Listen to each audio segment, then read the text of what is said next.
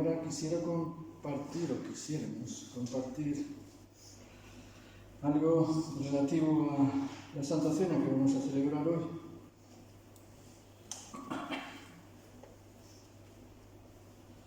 Empieza en el versículo 6 del capítulo 19 de Apocalipsis.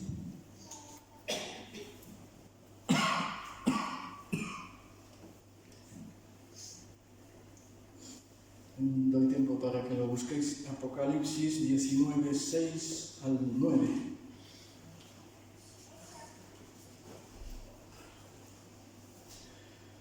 Yo no sé si oísteis hablar, yo creo que la mayoría sí, de la cena de las bodas del Cordero. ¿Oísteis, verdad? Bueno, pues hoy vamos a hablar algo de eso. Y dice así: y oí la voz de una gran multitud, como el estruendo de muchas aguas, y como la voz de grandes truenos que decía: Aleluya, porque el Señor nuestro Dios Todopoderoso reina. ¿De verdad? Amén. Gocémonos y alegrémonos, y démosle gloria, porque han llegado las bodas del Cordero, y su esposa se ha preparado. Hay una canción que habla de esto, hoy no la vamos a cantar, pero habla de las bodas del Cordero. Y a ella se le ha concedido que se vista de lino fino, limpio y resplandeciente, porque el lino fino es las acciones justas de los santos. Y el ángel me dijo: escribe, bienaventurados los que son llamados a la cena de las bodas del Cordero. Y me dijo: estas son palabras verdaderas de Dios.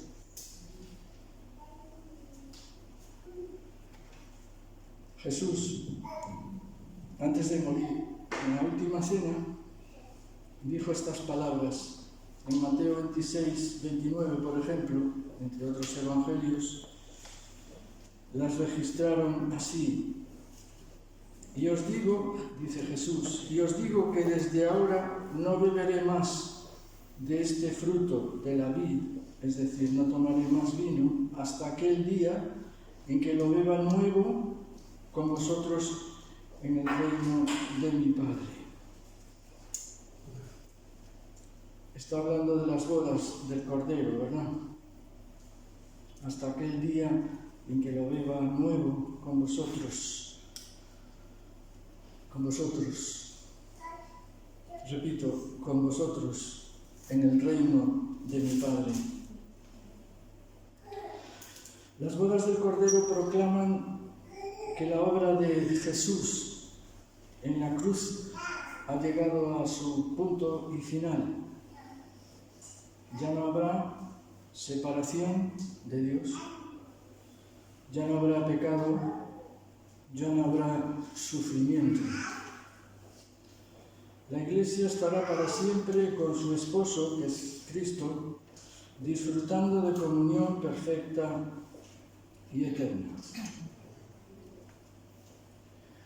Aquellos que han sido llamados por gracia, yo no sé si tú has sido llamado por gracia, han creído en el Evangelio y han perseverado en la fe, son los que van a participar de este glorioso acontecimiento. Apocalipsis 19:9 declara: bienaventurados son los llamados a la cena de las bodas del Cordero. Y ser llamado a este banquete es un privilegio. Yo no sé tú si pero es un tiempo bueno, ¿no?, para que nos planteemos un privilegio de que Jesús nos llama para estar con Él en la cena de las bodas del Cordero. Nos ha llamado para eso. Es una expresión también esto de la gracia de Dios. Y aunque muchos oyen la invitación del Evangelio, no todos la reciben y por lo tanto no participarán, desgraciadamente, de esta celebración. Por eso, hermano y hermana, hoy te digo que nos debemos regocijar de que hemos sido llamados a participar en las bodas del Cordero. ¿No decir nada? Amén. Deberíamos decir gloria a Dios, ¿no? Aleluya. Bueno, os cogí desprevenidos, ¿verdad? Digo yo. Bueno, pues bienaventurados los que son llamados a la cena de las bodas del Cordero. Vamos a participar ahora del vino, de los trozos de pan que simbolizan el cuerpo de Jesús troceado, la sangre de Jesús vertida en la cruz. Dándole muchas gracias, ¿verdad? Porque podemos participar en la cena de las bodas del Cordero. Yo no sé cómo será, ¿no? Pero no sé si visteis algún congreso de algo, que hay un montón de mesas, un montón, ¿eh? Y los suelen estar en mesas redondas para que se vean las caras unos a otros. Están distribuidos por mesas. Yo me imagino algo así, ¿no? El reino de los cielos. Lo que pasa es que vamos a ser miles y miles y miles. ¿No? ¿Cómo será aquello? Siempre es un misterio el cielo. Pero bueno, tenemos algunos datos que ahora no vamos a comentar, por supuesto, pero podemos hacernos una súper ligera idea de cómo va a ser aquello, porque es que prácticamente no tenemos ni idea, ¿no?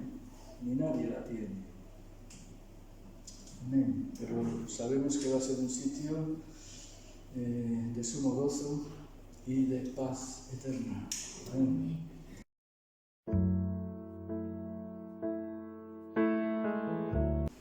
Buenos días a todos en esta mañana. Buenos días. Ahí.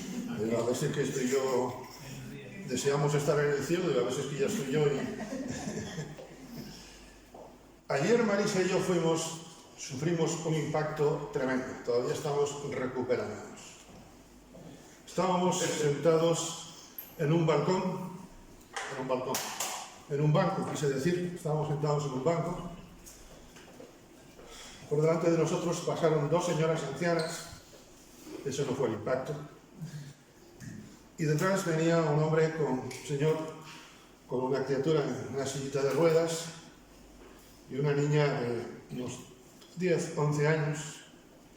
Las señoras se echaron a un lado para que ellos pasaran y el impacto, el shock, que todavía estamos medio traumatizados, es que la niña le dijo: gracias, señoras. Nos sorprendió, la verdad. Lo digo irónicamente, ¿me entendéis?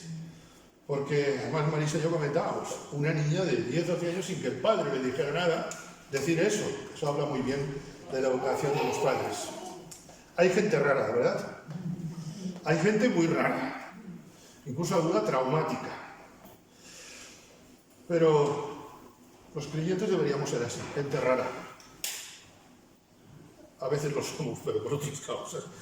Pero dice la Escritura, como hemos recordado en alguna ocasión y leíamos hace 15 días, el apóstol Pablo escribe a los tesalonicenses: dad gracias en todo, porque esa es la voluntad de Dios para con vosotros en Cristo Jesús.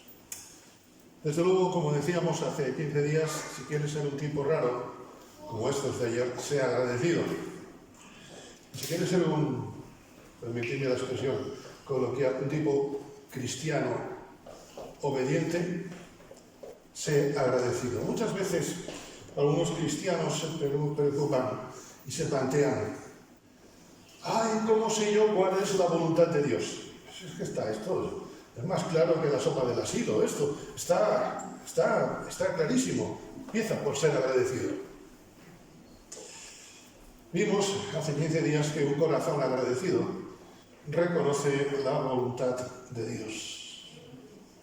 Quiero llevaros en esta mañana a Efesios 5:20. Efesios 5:20. Dice el apóstol Pablo: dando siempre gracias por todo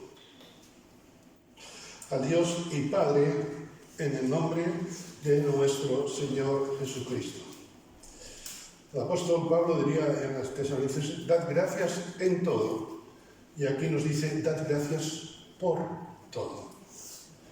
No es lo mismo dar gracias en toda circunstancia que dar gracias por todo a pesar de las circunstancias. Son cosas totalmente diferentes.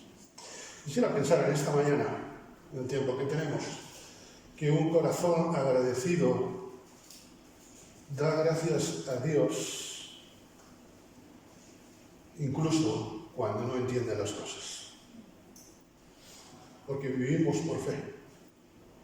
Un corazón agradecido no es solo un corazón bien educado, sino un corazón que da gracias en todo, es un corazón que demuestra que vive por fe y en fe. Creo que lo que el apóstol Pablo quiere realmente enseñarnos es que no solo seamos agradecidos, sino que aprendamos a ser agradecidos. Y la palabra aprendamos nos habla de dos cosas, básicamente. Por un lado, que no lo sabemos todo. Y en segundo lugar, nos habla de constancia. Porque por nosotros mismos, cuando uno tiene que aprender algo es porque no lo sabe. Una de mis oraciones con frecuencia es, Señor, enséñame a orar. Porque reconozco que aunque llevo años en el Evangelio, todavía me falta mucho por aprender. Pablo dice a los tesalonicenses, dad gracias por todo en el nombre del Señor Jesucristo. Y se lo dice a los tesalonicenses. Pablo escribe la carta primera y la segunda, que mal no recuerdo también, en su segundo viaje misionero, en el año 50-51 de nuestra era. ¿Y por qué digo esto? Porque ya empezaban las persecuciones. ¿Quién de nosotros daría hoy gracias a Dios por ser perseguido? Y esto es lo que Pablo está enseñando. Es difícil, ¿verdad? Que no sé vosotros. Si ahora yo sé que soy perseguido, posiblemente mi oración sería, Señor, entorpécelo. Señor, que no me alcance. Señor, ten misericordia de mí. Pero yo no sé vosotros, a mí me costaría decir gracias, Señor, porque soy perseguido por amor de tu nombre. No es fácil dar gracias a Dios cuando nuestra vida está en juego. No es fácil dar gracias a Dios cuando pasamos dificultades. Por eso Pablo nos recuerda la necesidad de aprender a ser agradecidos. Reconozcamos, queridos hermanos, que cuando estamos pasando un periodo difícil, somos muy poco dados a agradecer a Dios las circunstancias. Somos dados a buscar respuestas. ¿Por qué quiere Dios esto para mí? ¿Para qué Dios lo permite? Etcétera, etcétera. Cuando estamos pasando periodos difíciles, buscamos respuestas, buscamos, y es natural, salidas. Pero el hombre natural no conoce las cosas que son del Espíritu. Si realmente el Espíritu de Dios mora en abundancia en nosotros, si el Espíritu de Dios no es un turista en mi vida, si el Espíritu de Dios mora en abundancia, y recordamos, creo que era el otro día, lo comentábamos en la reunión del jueves o el domingo pasado, disculpad, el amor de Dios ha sido derramado en nuestros corazones. Dios no nos ha mojado con su amor, ha derramado su amor en nosotros. Queridos hermanos, la gratitud. Pablo diría, he aprendido a contentarme cualquiera que sea mi situación. Eso es gratitud. Yo no sé a ti, pero yo todavía no puedo decir eso. Y pido a Dios que me ayude para poder decir, he aprendido a contentarme, cualquiera que sea mi situación. La gratitud del creyente es la evidencia de que Dios sigue obrando en su vida. La gratitud del creyente es la evidencia de que reconoce que Dios está obrando en su vida, aunque no entienda ni mu de lo que sucede alrededor. Porque sabes una cosa, Dios no me ha llamado a comprender, sino a aceptarle. El justo vive no por lo que entiende, sino por fe. Ese fue el problema de Tomás, ¿recordáis? Tomás se perdió una semana de la resurrección de Jesús porque dijo, hasta que no lo vea no lo creo. Nosotros disfrutando. ¿Y cuántas veces nuestra falta de fe nos impide disfrutar de cosas? Dice el autor de Hebreos, os llevo a Hebreos 12, versículos 5 al 7. Hebreos 12, 5 al 7. Si soportáis la disciplina, Dios os trata como a hijos, porque ¿qué hijo es aquel a quien el Padre no disciplina? Pero si se os deja sin disciplina, de la cual todos han sido participantes, entonces sois bastardos y no hijos. Y es curioso, porque el bastardo es un hijo de rey no reconocido. No perdemos, si no somos disciplinados, nuestra condición de hijos de Dios, pero sí perdemos la bendición de vivir como hijos de Dios. Porque un bastardo, aunque es hijo del rey, no vive como el hijo del rey. Por otra parte, tuvimos a nuestros padres terrenales que nos disciplinaban y los venerábamos. ¿Por qué no obedeceremos mucho mejor al Padre de los Espíritus y viviremos? La disciplina, queridos hermanos, la gratitud es la disciplina de reconocer que todo lo que sucede en nuestras vidas, lo entendamos o no, es manifestación del amor de Dios. La disciplina, sé que es una palabra dura. Yo cuando me oía en casa o en la escuela disciplina, uno se ponía a temblar. Pero cuando pienso en Dios, no pienso en la disciplina con miedo, sino con gratitud. Porque significa que Dios sigue amándome a pesar de mí. Porque aunque yo sea infiel, Dios permanece fiel.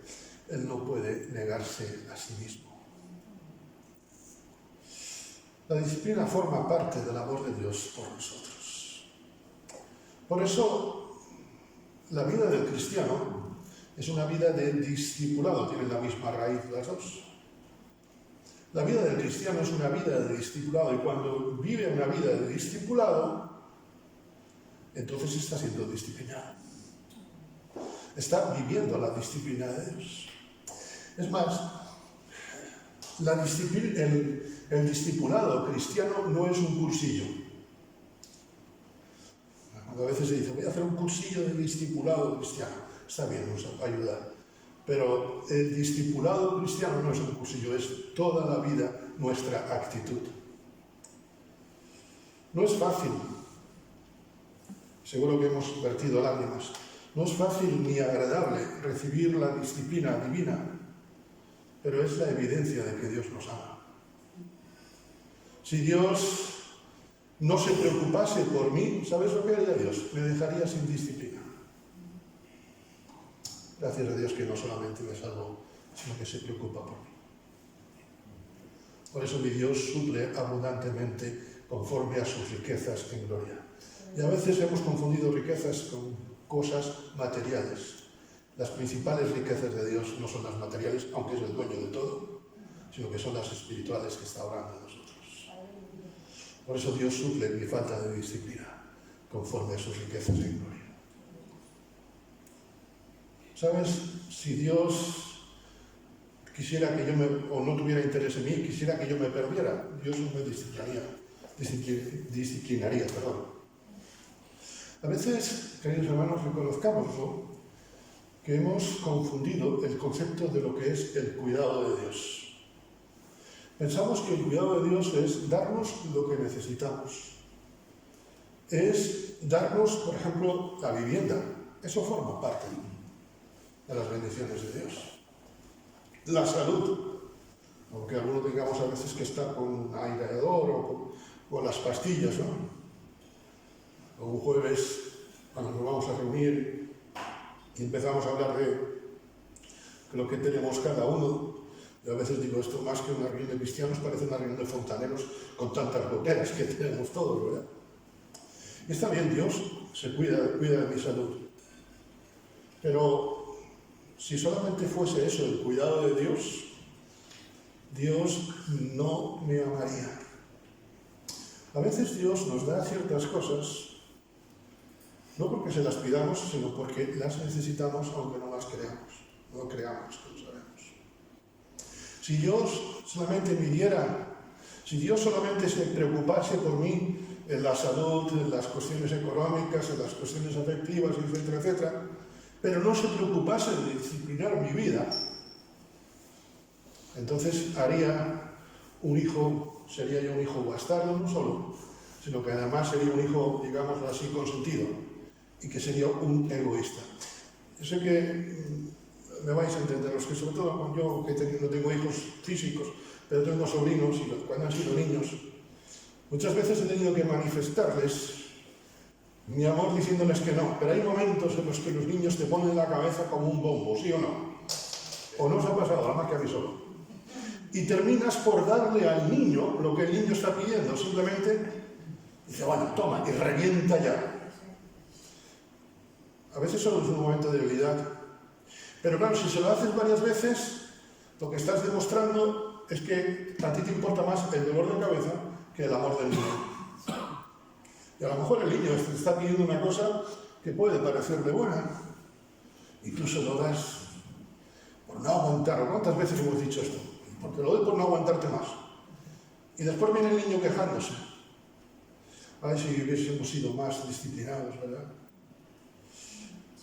Dios me disciplina porque Él está haciendo una obra en mí, hermanos. Aunque yo no lo entienda. Ojalá tú y yo en esta mañana podamos unirnos a la experiencia del salmista en el Salmo 119, versículo 67. Antes de sufrir, la Biblia habla de sufrimientos. Antes de sufrir, yo andaba descarriado. Es que antes de sufrir, cuando parecía que todo me iba bien, yo estaba perdidísimo. Antes de sufrir yo andaba descarriado, pero ahora, después del sufrimiento, ahora obedezco tu palabra. Y a mí me gustaría decir, Señor, me gustaría también como el salmista poder decir que esto ya fue para mí, pero a veces tengo que reconocer que ando descarriado y después uno sufre. Y a veces los cristianos nos hemos acogido al comodín de la prueba, y me explicaré. A veces decimos, esto es una prueba que Dios me ha mandado. No, es la consecuencia de lo que nos está pasando. El hijo pródigo no sufrió una prueba cuando vivió malamente en la provincia apartada. No fue una prueba. La misericordia divina actuó permitiéndole levantarse. Pero lo que vivió el hijo pródigo en la provincia apartada no fue una prueba que Dios le mandara, fue la consecuencia de sus actos.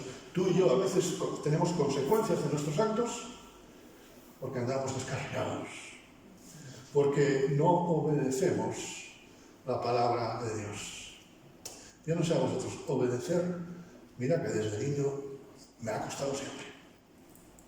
O a vosotros no. ¿Qué es?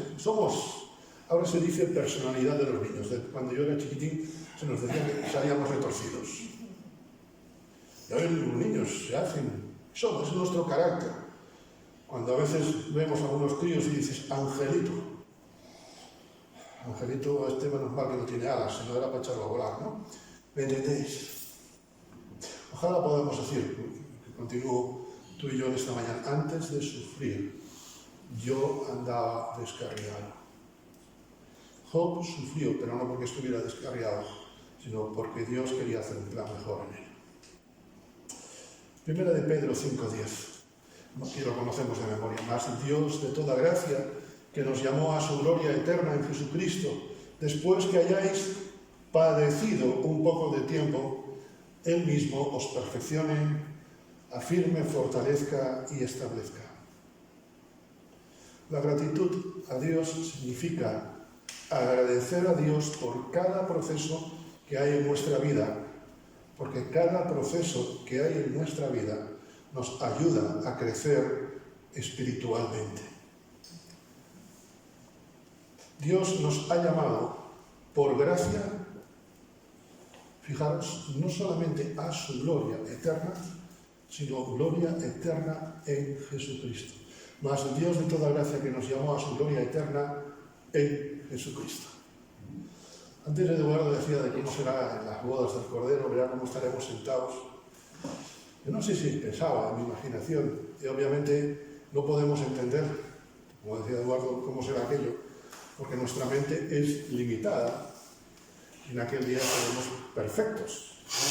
Entonces una mente imperfecta no puede entender las cosas perfectas. Pero yo, usando el ejemplo que decía Eduardo, pensaba, creo que sí que será una mesa redonda para que todos podamos ver al Señor cara a cara. Es mi opinión, cuidado. Qué bueno es que no solamente estaré en la gloria de Dios, sino que estaré en Jesucristo en la gloria. Amén. Qué cosa más bonita. A veces en una boda tienes que pelearte por ver a los novios, aquí lo vamos a ver cara a cara, la novia y el novio. ¿Te imaginas que fuese una gloria eterna sin Jesucristo? Bueno, mejor no pensar en cosas horribles.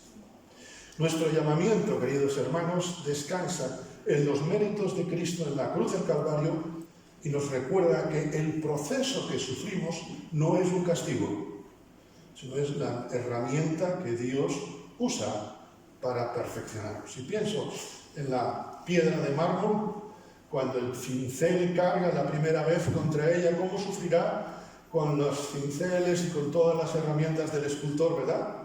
Pero después queda una escultura que es admiración. Lo que antes era un trozo de piedra, después es una escultura. Y esto es lo que Dios hace. Pilló a un trozo de mármol que no valía para nada, que era yo, y Él está cincelando mi vida. Por eso a veces hay padecimientos. A mí me duele cuando el cincel de Dios toca mi vida. No podemos olvidar, queridos hermanos, que somos como barro. Y como barro necesitamos ser transformados, moldeados. La salvación es instantánea. El perdón de Dios es instantáneo. Pero la perfección es todo un proceso que dura toda nuestra vida. Hermanos, el padecimiento no es el fin. El padecimiento es el medio que Dios usa para hacer su obra en nosotros. Porque nos ama. El padecimiento, la dificultad, fue la herramienta que Dios usó para hacer a un Job diferente. Y yo no creo que el del capítulo 1 fuera un Job malo. Seguramente tú y yo no somos malas personas, pero Dios quiere hacer un Job, un Jonathan, un Juan, un Eduardo, nuevo, diferente. Y es curioso porque el versículo que os voy a citar ahora es en medio de todo el proceso. Es en medio de todo el proceso en el cual el cincel de Dios estaba sacudiendo fuerte a Job. Y Job, en medio de todo ese proceso, capítulo 23, versículo 10, dice aquel texto tan conocido: Él conoce mi camino, me probará y saldré como oro. Y en ese momento Job está hecho polvo.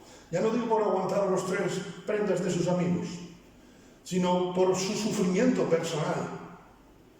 Job no sabía lo que Dios estaba haciendo, Job no sabía lo que iba a hacer Dios en el futuro con él, pero sabía que saldría como el oro. Dios está haciendo una obra en nosotros, diferente a la de Job. Yo sinceramente no quisiera los padecimientos de Job, no sé vosotros. Pero también cada uno lleva lo suyo, ¿verdad? Es curioso, a mí me ha impactado mucho en estos días cuando preparaba esta meditación, este versículo en este contexto, porque es en la mitad. Si tú lo hubieras dicho al final, no voy a decir que no tendría ningún sentido, lo tendría seguro. Job no dice, me probó y salí como oro, me probará y saldré como oro, porque el cristiano no vive de historias del pasado, El cristiano vive de la historia del futuro porque vive por fe. Reconozcamos, queridos hermanos, que cuando hemos sido probados por Dios, siempre hemos salido diferentes. Ya no soy el que era. Como decía John Newton, no soy lo que debo ser, pero por la gracia de Dios ya no soy lo que era. Los procesos pueden ser incómodos, difíciles, pero son imprescindibles para crecer espiritualmente y forjar nuestro carácter. El primer discurso de Moisés al pueblo en el libro del Deuteronomio, en el capítulo 8, versículo 3, leemos: el Señor te afligió, te hizo sentir hambre. Que uno podría decir, ¿cómo es Dios? Pero espera, que la historia no ha terminado aquí. A veces quizá te encuentras con estas dos palabras: afligido, con hambre de cosas, pero te sustentó con maná. Y ningún 3 estrellas Michelin, ni ningún banquete lo tiene. Dios alimentó a su pueblo como te alimenta a ti y a mí, con su maná espiritual. Todos los días hay que salir fuera de la tienda, sí. Comida que ni tú ni tus padres habían conocido, para hacerte saber que no solo de pan vive el hombre, sino que vive de todo lo que sale de la boca del Señor. Dar gracias en todo, queridos hermanos, en tercer lugar, significa ser agradecidos a Dios por los tiempos del desierto. Esta mañana hemos cantado acerca de esto, los desiertos.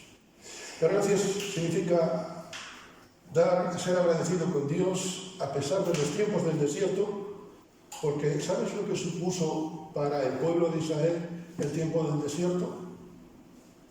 Depender única y exclusivamente de Dios. No hay que comer, dependían, ellos no se preocupaban. Hay maná, Dios provee. El único recurso que tenían era Dios. El único recurso que tú y yo tenemos hoy es su Espíritu Santo viviendo en nosotros. Por eso hemos de ser agradecidos.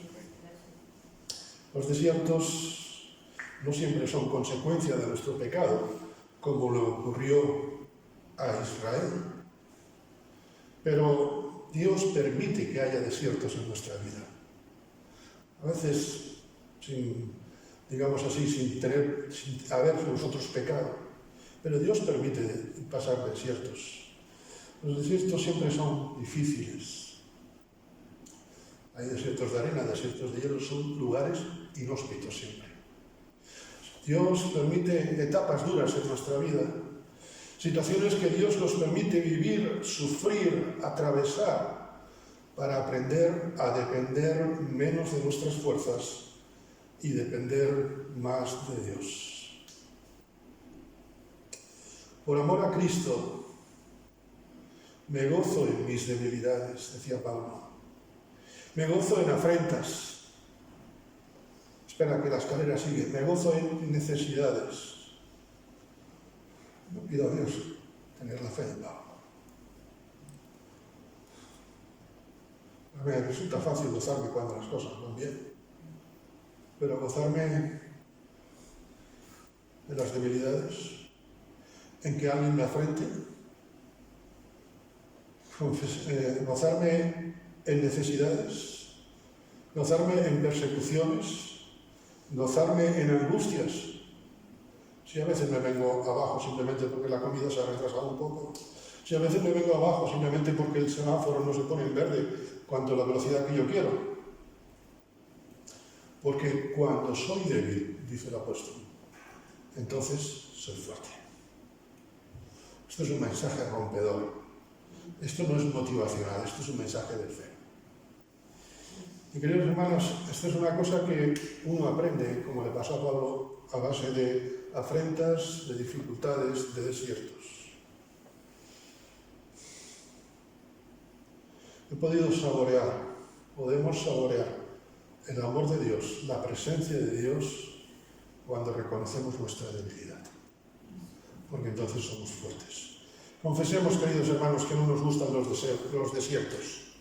Confesemos que los desiertos, la verdad, no nos agradan. Creo que a Dios tampoco, pero los usa como herramienta, como digo, en nuestro discipulado, para que aprendamos a confiar en nosotros menos y más en Él. ¿Recordáis lo que decía Juan? Es necesario que Él crezca y que yo me mueva. En los desiertos aprendemos que la atención de Dios, aprendemos en la práctica que Dios es suficiente, que el Espíritu Santo está actuando en nosotros, aunque sea de forma diferente a lo que esperábamos. Cuando aceptamos y comprendemos, no en la teoría, sino en la práctica, que Dios está presente en las pruebas y en las bendiciones, nuestra gratitud cambia totalmente. Porque no es una gratitud por educación, sino es una gratitud en fe, porque comenzamos a confiar y a descansar en sus propósitos eternos. Concluyo esta mañana, queridos hermanos. Me parece mentira.